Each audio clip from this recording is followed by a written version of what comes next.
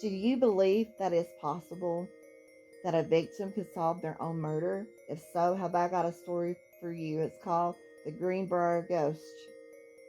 The Greenbrier Ghost is the name given to Zona Shue, a young woman in Greenbrier County, West Virginia, in the United States, who was murdered in 1897.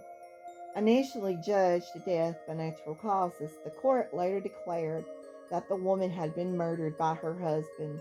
Following testimony by the victim's mother, Mary Jane Hester, in which she claimed that her daughter's spirit revealed the true cause of death.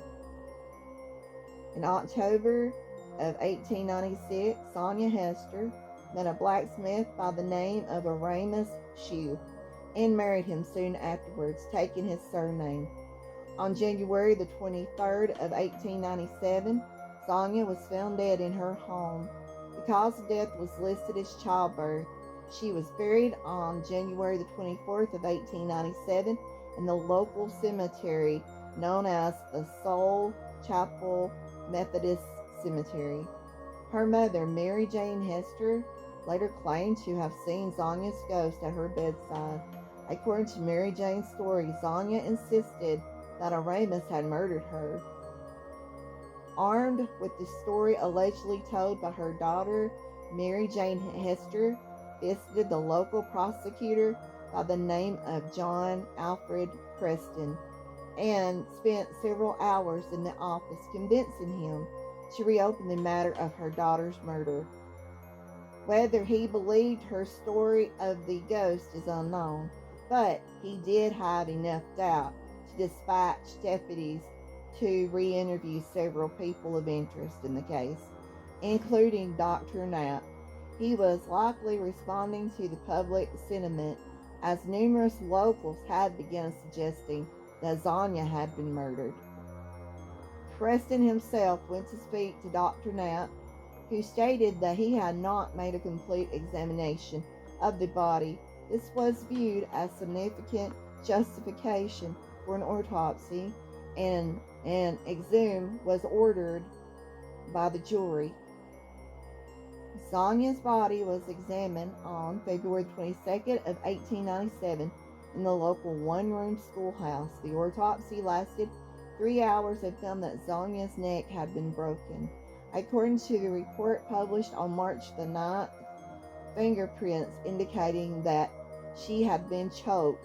The neck was dislocated between the first and second vertebrae. The ligaments were torn and ruptured. The windpipe had been crushed at the point in the front of the neck. She was arrested and charged with his wife's murder. The trial. Aramis Shue was held in jail in Lewisburg. While waiting for the trial to begin, during this time, more information about his past came to light. He had been married twice before. His first marriage had ended in divorce, and his wife accused him of great cruelty. His second wife had died under mysterious circumstances less than a year after they were married. Sonia was his third wife, and Sue began to talk of wishing to wed 7 women. He freely spoke of his ambitions while in jail and told reporters that he was sure he would be let free because there was so little evidence against him. The trial began on June 22nd of 1897, and Mary Jane Hester was Preston's star witness.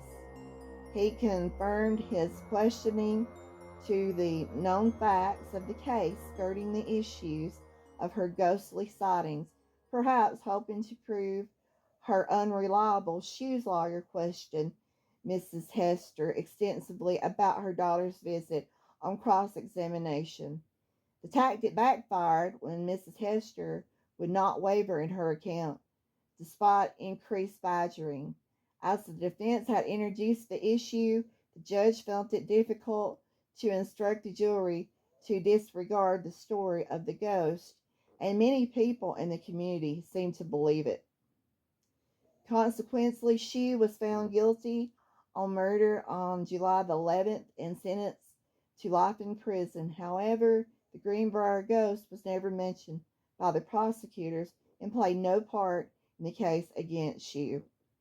A lynch mob was formed to take Mr. Shue and hang him, but the mob was disbanded by a deputy sheriff before any damage was done. Four of the mobs later faced charges of their actions.